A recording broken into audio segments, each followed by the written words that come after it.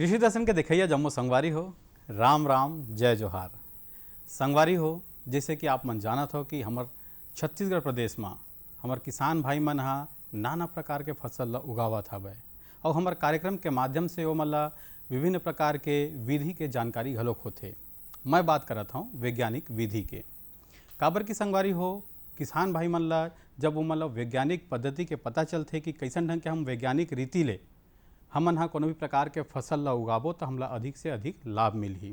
जब ये जानकारी होथे तो वो मन हा वो जानकारी में काम करथे और अधिक से अधिक लाभ कमाथे। और सबले बड़े बात ये है कि हमार किसान भाई मन ला प्रोत्साहित करे बर, ओकर मन के आय ला बढ़ाए बर हमार भारत सरकार हा विभिन्न प्रकार के कृषि में योजना घलो निकाले है संगवारी हो। तो ऐसन विभिन्न प्रकार के योजना हवे जे कृषि से संबंधित है और वो योजना के लाभ उठा के हमार किसान भाई मन हा वैज्ञानिक विधि ले बढ़िया से बढ़िया खेती किसानी के बूता ला करत हवे। अब हम बात करते हैं संगवारी हो फूल के खेती के विषय में। काबर की फूल के खेती जो होथे ये में हमन हा साल में 3 बार फूल के खेती ला ले लेथन। फिर कौन से फूल के खेती, यानी कि आज के हमारे विषय है संगवारी हो कि गेंदा फूल के वैज्ञानिक खेती हम कैसन ढंग के करन और यही विषय में चर्चा करबो, गुड़ बात करबो, ढेर अकन चर्चा करबो। लेकिन ओकर से पहली आप मन बढ़ावे कुछ खास।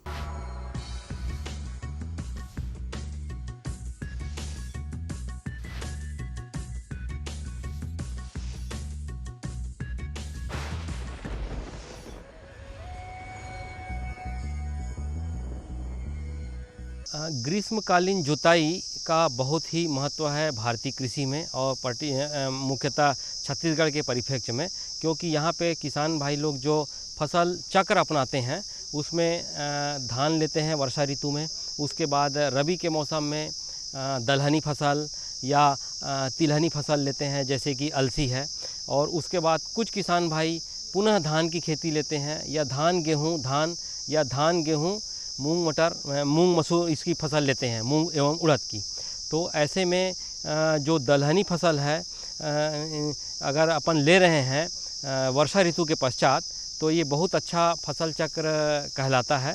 और इसके पश्चात आगामी जो वर्षा ऋतु है उससे पहले मई जून के महीने में यदि हम ग्रीष्मकालीन जुताई करते हैं तो बहुत ही ज़्यादा फ़ायदा होता है उससे कि जितने भी आगामी पूर्व फसल के जो अवशेष हैं वो पलट जाते हैं। और यदि हम अन्न वाली फसल के बाद पुनः अन्न वाली फसल ले रहे हैं तो उसमें जितने भी इल्ली संखी है, जैसे कि तना छेदक के जो भी प्यूपा है, लार्वा है, जो कि भूमि में या खेत के मेड़ में जो खरपतवार है उसमें जो छुपे रहते हैं वो पूरी तरह से नष्ट हो जाते हैं। तो संगवारी हो, संदेश के बाद कार्यक्रम में एक बार फिर से आपन के स्वागत है। और जैसे कि आज हमन हा गोड़ बात करत हन, चर्चा करत हन कि गेंदा फूल के वैज्ञानिक खेती हमन हा कैसे ढंग के करन, और यही विषय में जानकारी दे बार आज हमार संग में हवे डॉक्टर टी तिर्की जी, वरिष्ठ वैज्ञानिक, इंदिरा गांधी कृषि विश्वविद्यालय रायपुर ले। डॉक्टर साहब नमस्कार। और जैसे कि आज हमन हा आप मन से जानना चाहबो कि यदि हमार किसान भाई मन हा गेंदा फूल के अगर खेती ला करथे तो गेंदा फूल के खेती में ओला कतना से कतना लाभ हो सकते, और ओकर उपरांत ओमा हम जमीन के तैयारी कैसे करन, का हम गेंदा के जिन फूल हवे एला हर प्रकार के जलवायु में ले सकथन का, आओ जानथन जमीन और जलवायु के कैसन ढंग के हमला ख्याल रखना है। आज करके जैसे देखते हैं कि अब ग्रीष्मकालीन ख़त्म हो रहा है तो वर्षाकालीन फूलों की खेती के लिए अपने को मैंने तैयारी कैसे करना है। और ख़ास करके वर्षाकालीन यानी फूलों की खेती में जैसे आपने छत्तीसगढ़ में खास करके देखे तो मुख्यतः कमर्शियली या व्यावसायिक दृष्टि से गेंदा का खेती ही अपने यहाँ करते हैं, और बाकी जैसे बालसम है, जीनिया है और गिलाडिया है, इस टाइप का होता है। लेकिन जहाँ तक देखते हैं अपन यानी यहाँ छत्तीसगढ़ में जैसे इसका व्यावसायिक दृष्टि से खेती कम करते हैं, लेकिन मुख्यतः गेंदा का ही व्यावसायिक खेती करते हैं। तो बात यहाँ ये होती है कि जैसे मान ले वर्षाकालीन खेती यानी फूलों की खेती करना है तो कैसे उसका तैयारी करें और क्या क्या अपन जैसे पौधा कहाँ से तैयार करें या मौसम अपने के आधार पे अपने किस किस फूलों की चुनाव करें, इस टाइप का रहता है। तो देखिए खास करके जो जैसे मैंने अपन देखते हैं कि वर्षा काल में खेत की तैयारी मतलब बने फूलों की खेती के लिए मैंने अच्छी तरह से करना नितांत आवश्यक है। तो देखिए कि जैसे मैंने अपन खेत की तैयारी अपने यहाँ के मौसम के आधार पे अपन देखते हैं कि मौसम तो खैर के बरसात के सीज़न में करीब करीब समान ही रहता है, लेकिन हमारे छत्तीसगढ़ जोन को भी यानी मौसम के आधार पे मतलब 3 जोन में बांटा गया है, जैसे बस्तर का पठार और छत्तीसगढ़ का मैदानी भाग और उत्तरी पे यानी पहाड़ी क्षेत्र होता है। तो ये फूलों की खेती बरसात में तो पूरे छत्तीसगढ़ में मतलब बने किया जा सकता है। और बात यहाँ आती है कि हम जैसे खेत की तैयारी जुताई गुड़ाई अच्छे से करते हैं। दूसरी बात आती है यहाँ पे कि ड्रेनेज का भी बहुत अच्छा सिस्टम बना के रखना चाहिए, क्योंकि बरसात के सीज़न में कभी कम बारिश होता है, कभी इतना ज़्यादा बारिश होता है कि अपने को अगर मान लो सही मतलब बने जल निकास की व्यवस्था नहीं किए रहते हैं तो क्या है ना 2-3-4 दिन तक लगातार अगर झड़ी पानी गिरता है तो उस समय पौधे के लिए जितना पानी की आवश्यकता है उससे कई गुना ज़्यादा हो जाती है और पौधा धीरे धीरे कमज़ोर हो जाता है। और कई बार तो स्थिति ऐसा हो जाता है जलमग्न हो जाने के कारण पौधा यानी सूख भी जाता है, मर भी जाता है। दूसरी चीज़ यहाँ पे अपन देखते हैं कि बरसात के सीज़न में यानी पौध तैयार करना जैसे नर्सरी में, और एक महत्वपूर्ण बने बात होती है कि बरसात के सीज़न में जो अपन फूलों की खेती करने जा रहे हैं उसके लिए सही बीज का चुनाव करना, पहले से अपन इसको व्यवस्था करके रख ले और जहाँ तक हो सके बीज को ला करके अपन पहले यानी 50 बीज करीब निकाल करके उसको यानी अंकुरण प्रतिशत यानी अपने खुद उसको जांच कर सकते हैं। पानी में भिंगा दीजिए, उसके बाद में पोटली में बांध करके 2-3 दिन तक मतलब उसको रखिए और उसको यानी गिनती कर लीजिए कि जैसे 50 में से अगर मान लो 40-45 भी होता है अंकुरण तो सही है, अगर मान लो 50 में से 25 ही होता है तो अंकुरण क्षमता काफ़ी कम है, तो इसके आधार पे अपने को बीज की मात्रा को बढ़ाना पड़ेगा। तो संगवारी हो आप मन सुने देखियो कि कैसन ढंग के हमारे वैज्ञानिक महोदय है आप मतलब बताइस कि हमला गेंदा फूल बर कैसे ढंग के ज़मीन के तैयारी करना है और जलवायु कैसे होना चाहिए। तो भाई ये बात तो साबित हो गई है कि यदि हम गेंदा फूल के खेती के बात करथन तो साल भर में वाला मन 3 बार ले सकथन। वह बरसात में घलोक होते संगवारी हो, गर्मी के समय घलोक होते और वह तीनों मौसम में हमला प्राप्त होते। तो संगवारी हो जैसे कि आप मन जानत हो कि एकर से जब हम तीनों मौसम में हम लेबो तो हमला एकर से अधिक फायदा घलोक होही। फिर ये जन जमीन और जलवायु की तैयारी है, एक बाद हमला कौन से प्रकार के गेंदा फूल लगाना है, ओकर बीज कैसे होना चाहिए, और सबले बड़े बात जब हम वैज्ञानिक खेती के बात करतन तो बुआई के विधि का होना चाहिए।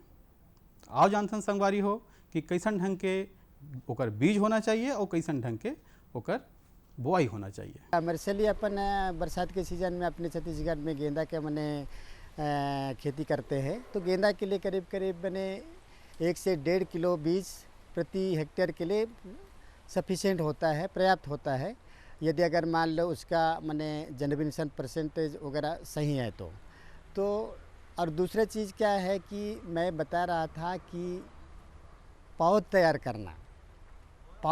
करना भी बहुत महत्वपूर्ण बिंदु होता है किसी भी जैसे खेती करते हैं जिसमें ऐसे करके। यदि हम अगर मान लो सही समय पे सही तरीक़े से पौधा तैयार नहीं कर पाते हैं तो एक तो हमारा बीज का जो खरीदते हैं उसका खर्चा निकल जाता है, उसमें काफ़ी हानि होती है। दूसरा समय, यदि सही समय पे हम अगर पौधा तैयार नहीं कर पाते हैं तो उसमें सही समय अगर निकल जाता है तो उसके बाद में हम फिर अगर उसको तैयार करते हैं तो उसमें काफ़ी समय निकल जाता है और बाज़ार में जो मांग रहता है उसके आधार पे उस सही समय पे हम फूल बाज़ार में सप्लाई नहीं कर पाते हैं। तो ये 2-3 चीज़ों को बहुत अच्छे से ध्यान देना चाहिए।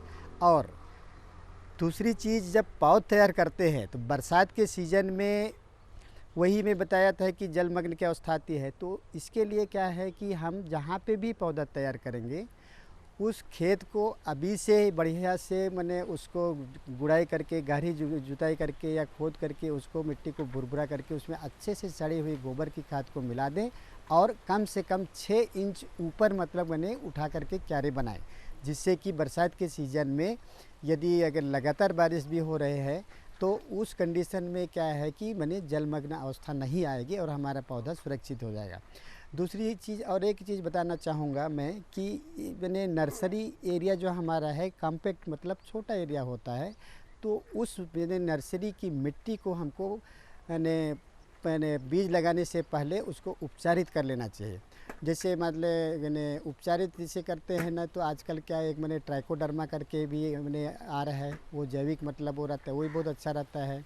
दूसरा चीज़ क्या होता है कि यदि अगर मान लो हम उसको अभी काफ़ी ज़्यादा गर्मी हो रहा है तो उस हमारा नर्सरी वाला एरिया को अच्छे से खुदाई करके हम प्लास्टिक से अच्छे से चारों तरफ से ढक दें, जिससे कि जैसे काला पॉलीथीन प्लास्टिक होता है तो अंदर मैंने ज़मीन के अंदर में काफ़ी ज़्यादा टेम्परेचर बढ़ जाता है, तो उसमें जो भी फंगस कीड़े मकोड़े रहते हैं वो नष्ट हो जाते हैं। और तीसरी विधि है कि रासायनिक विधि से फार्मेल्डिहाइड से भी मिट्टी का ट्रीटमेंट करते हैं। तो उसमें जैसे क्या होता है कि फार्मेल्डिहाइड का मतलब मैंने 2.5 से 3 ml मैंने प्रति लीटर पानी के आधार पे घोल बना करके जो अपन नर्सरी एरिया है उसको अच्छे से भिंगा करके प्लास्टिक से उसको ढक देते हैं 24 घंटे के लिए। तो उसमें क्या होता है फार्मेल्डिहाइड से मतलब गैस बनता है, वो ज़मीन के अंदर चला जाता है और जो भी कीड़े मकोड़े या मतलब मैंने बीमारी के मैंने अवशेष रहते हैं उसको वो नष्ट कर देता है। यहाँ पे सावधानी देने वाली बात है कि यदि अगर अपन रासायनिक जैसे मैंने बताया फार्मेल्डिहाइड से अगर मान लो मिट्टी का मैंने उपचार कर रहे हैं तो यहाँ सावधानी बरतना बहुत ज़रूरी होता है। ये जब हम बीज लगाएंगे उसके कम से कम 15-20 दिन पहले उपचारित करना पड़ेगा, क्योंकि रासायनिक इससे मैंने अपन उपचारित करते हैं तो कुछ ना कुछ मैंने रसायन का मैंने मिट्टी में पड़ा रहता है, और यदि हम तुरंत उसमें अगर मान लो बीज डाल लेते हैं तो जो रसायन के उसमें संपर्क में बीज आएगा तो बीज खराब होने की काफ़ी ज़्यादा चांस रहते हैं। इसलिए जब नर्सरी का मिट्टी को हम अपने रासायनिक उपचार करेंगे तो यानी उसको 24 घंटे के बाद खोल देना चाहिए, 2-3 बार उसको गुड़ाई करके एक पानी दे देना चाहिए, जिससे कि उसमें किसी प्रकार की रासायनिक अवशेष बचा है तो वो मने माइल्ड हो जाता है। तो संगवारी हो ढेरकन चर्चा चलत है, गोड बात चलत है, लेकिन बेरा हो गए एक ठन सुघर संदेश के। आओ देखथन ये संदेश ला, फिर ओकर बाद कार्यक्रम में आप मन के स्वागत करबो। ये लो और बताओ। बस। अरे ये क्या भैया जी, बस इतनी सी रासायनिक खाद? किसानी छोड़ रहे हो क्या? किसानी नहीं, नादानी छोड़ रहे हैं। मिट्टी की जांच कराई है। अब तो लालाजी जितनी जरूरत है उतने ही उर्वरक खेत में डालेंगे। हाँ, किसान भाई आज ही अपने जिले की नजदीकी भूमि परीक्षण प्रयोगशाला में मिट्टी की जांच जरूर करवाएं और मिट्टी में पोषक तत्व, नमी व पौधे के विकास को देखते हुए केवल जरूरत के अनुसार ही पोषक तत्व डालें। और हाँ, मिट्टी में गंधक, जस्ता, बोरोन जैसे सूक्ष्म पोषक तत्वों का पता लगाना भी न भूलें। उर्वरक और जैविक खाद के सही उपयोग से भूमि का उपजाऊपन बनाए रखें, उत्पादकता बढ़ाएं, खर्चा घटाएं और बहुमूल्य विदेशी मुद्रा बचाने में भी सहयोग दें। और हाँ, धीमी गति से नाइट्रोजन उपलब्ध कराने वाले उर्वरकों जैसे नीम लेपित यूरिया को प्राथमिकता दें और यूरिया का पत्तों पर छिड़काव करें। अरे वाह, तू तो सचमुच समझदार हो गया रे। अधिक जानकारी के लिए संपर्क करें जिला कृषि अधिकारी या किसान कॉल सेंटर। मेरे साथ बोलो ए बी। अरे नादान, बच्चे को एबीसी सिखा रहा है। अरे काम धंधे की एबीसी तू कब सीखेगा? ये देख विज्ञापन।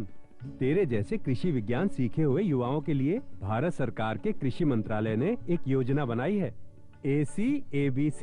ACABC? जी हाँ, ACABC यानी एग्री क्लिनिक्स और एग्री बिजनेस सेंटर। इसके तहत कृषि विज्ञान पढ़े युवाओं का चयन होने पर उन्हें मुफ्त ट्रेनिंग दी जाती है और हाँ, अपना कारोबार चलाने के लिए बैंक से लोन भी मिलता है। इसके साथ ही अगर युवा अपने इलाके के किसानों की खुशहाली के लिए उन्हें खेती बाड़ी व अपने कारोबार से जुड़ी लाभदायक जानकारी देते रहेंगे तो उन्हें लोन पर 36 से 44% तक की सब्सिडी भी मिलेगी। तब तो मैं जरूर सीखूंगा काम धंधे की ABC। शाबाश, चलो अपनाएं स्वरोजगार, खेती में हो विकास अपार।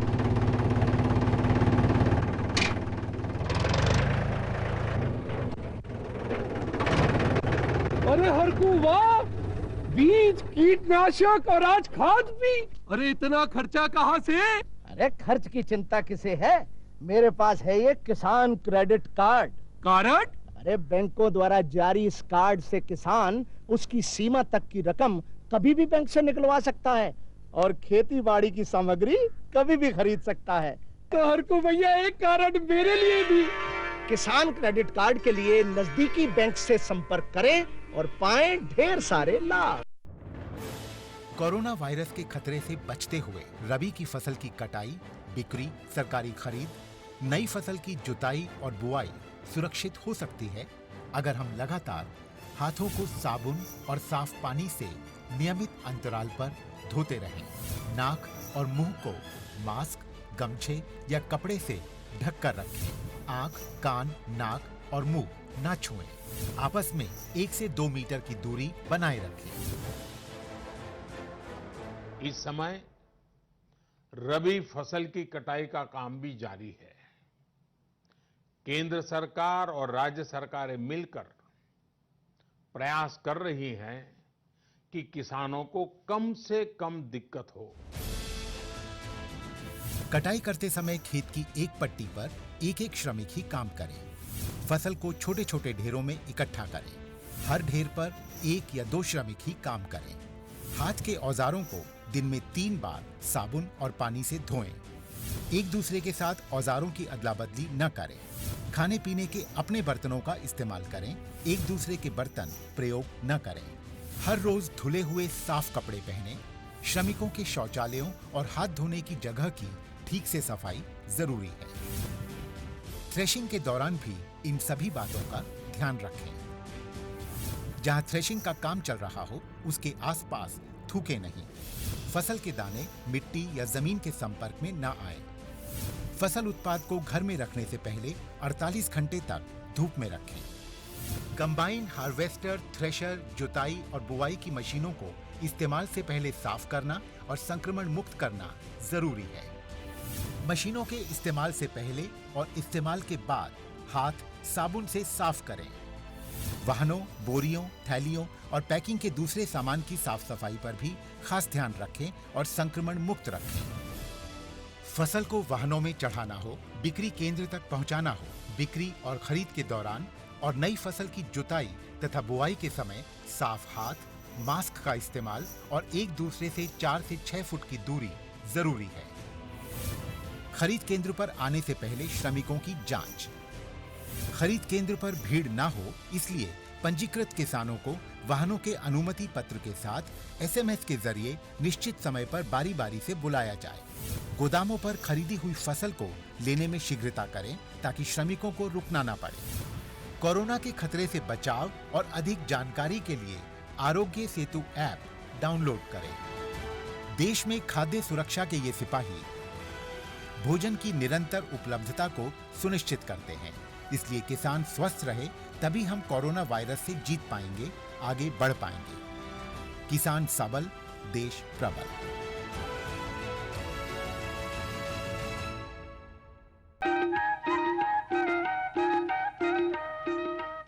तभी संगवारी हो आप मन सुने कि हमला जिन बीज के उपयोग करना है वो कौन से प्रकार के बीज है और हर प्रकार के जलवायु में कौन कौन से प्रकार के गेंदा फूल, काबर की गेंदा फूल के कई वैरायटी होते संगवारी हो।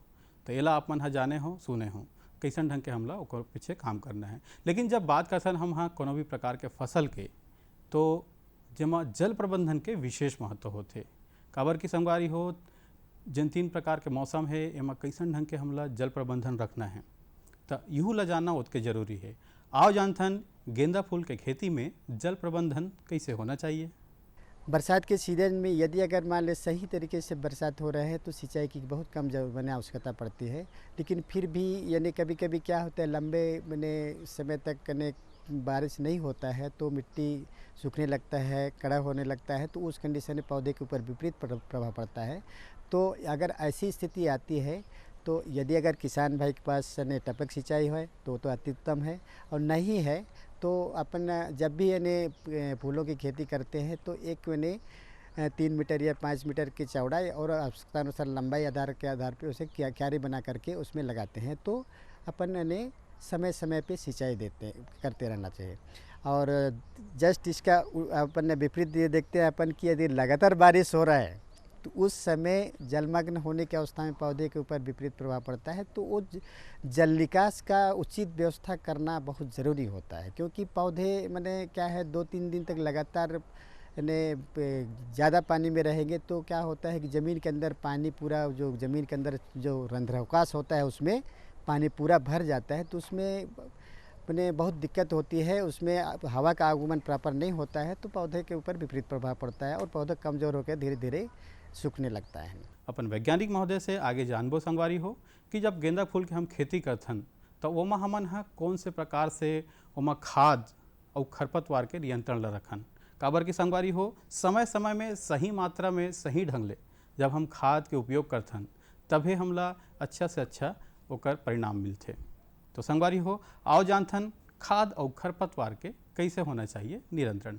अपन देखते हैं कि कोई भी फसल लेते हैं तो सही समय पे पोषक तत्व देना बहुत ज़रूरी रहता है। कई बार क्या होता है कि किसान भाई और भी कुछ काम करते रहते हैं, किसान के पास तो बहुत सारे मैंने फूलों की खेती भी करता है, सब्जी की खेती करता है, धान की खेती करता है, तो टाइम निकाल उसको नहीं मिल पाता है। तो क्या होता है कि सही समय पे पोषक तत्व या खाद या रासायनिक उर्वरक की जो रहता है उसको नहीं दे पाते, जिसके पौधे के ऊपर विपरीत प्रभाव पड़ता है। तो सही समय पे जो भी हम पोषक तत्व, जैसे मान लो गोबर खाद दिए हैं हम बेसल रूप में शुरू में दे दिए हैं। ये गोबर खाद या आजकल वर्मी कंपोस्ट मिलता है, ये बहुत अच्छा खाद होता है, जो केचुआ के खाद वगैरह। ये क्या होता है कि मैं बता दूं कि इससे क्या है मिट्टी का जो भौतिक अवस्था रहता है वो बहुत अच्छा रहता है। इसमें जल धारण क्षमता अच्छी रहती है, पोर स्पेस अच्छा बनता है, जिसके कारण पौधे में अनुकूल प्रभाव पड़ता है और बढ़िया ग्रोथ होते हैं। और दूसरी चीज़ क्या है, बड़ा एरिया में अपन ले रहे हैं तो सब जगह उतना जैसे ऑर्गेनिक मैन्योर नहीं दे पाते हैं, तो रासायनिक में उर्वरक के थ्रू अपने को उसको पौधे को बूस्टअप करना है। तो जैसे अपन अलग अलग उसके फूलों की उसके देखते हैं तो जनरली क्या होता है 150 किलोग्राम नाइट्रोजन और 100 किलोग्राम फास्फोरस का रहता है और 75 किलो आसपास पोटास प्रति हेक्टेयर का रहता है। तो इसमें क्या है किसी ने जैसे देखते हैं कि नाइट्रोजन का 1/4 भाग और फास्फोरस और पोटास को हम बेसल रूप में आधार रूप में देते हैं। जब पौधे के खेत तैयार करते हैं, पौधरोपण करते हैं, तो उसी समय लाइन में देना चाहिए इसको ऐसे करके। तो उसके साथ जैसे मान लो और भी साथ में लाइन में गोबर खाद दे दे तो अति उत्तम है। तो बाकी जो नाइट्रोजन की मात्रा होता है उसको 2 या 3 बराबर भागों में देना चाहिए। क्या होता है कि नाइट्रोजन अपन खेत में देते हैं, पौधे को देते हैं, तो नाइट्रोजन का प्रभाव बहुत जल्दी दिखाता है और लेकिन वो जल्दी वो बाद में एग्जॉस्ट होने लगता है। तो इसीलिए नाइट्रोजन का मैंने जो शेष भाग को 2 या 3 भाग में 20-25 दिन का अंतराल से बांट करके देना चाहिए। देखिए जब किसान भाई जैसे खड़ी फसल में उर्वरक देता है तो कई बार क्या करता है कि इधर जैसे छिड़क देता है, तो उससे क्या होता है कि पौधे से काफ़ी दूर में गिरता है। अननेसेसरी वो वेस्टेज ही या लॉस ही होता है ना।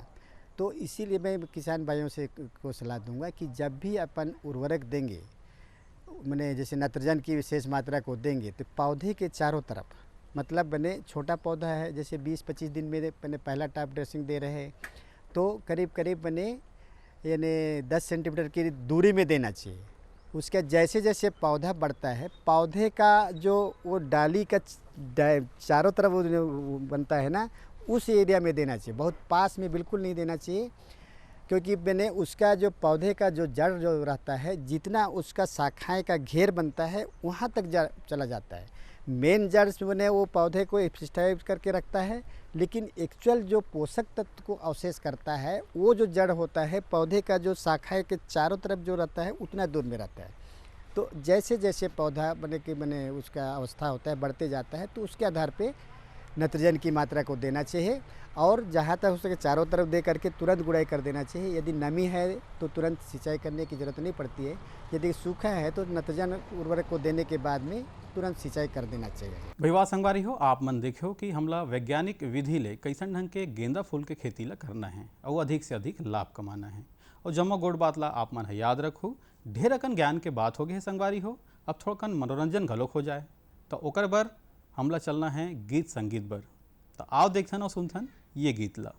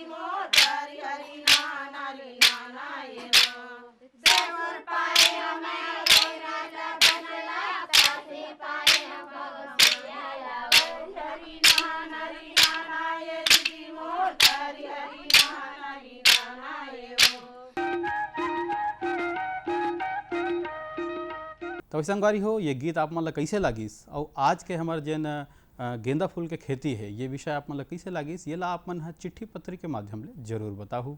हमार पता तो आप मन ला पता है, कार्यक्रम कृषि दर्शन, द्वारा निदेशक दूरदर्शन केंद्र शंकर नगर रायपुर छत्तीसगढ़ 492007। संगवारी हो, ईमेल पता घलोक लिख लो। ईमेल पता है प्रोग्राम ddkraipur@yahoo.com। आप मन हमला पत्र लिखो संगवारी हो, आप मन के पत्र के ईमेल के दोनों के हम स्वागत करबो। तो संगवारी हो, आपके मितान अगले अंक में नवा विषय के संग फेरा ही, तब तक बर जय जोहार।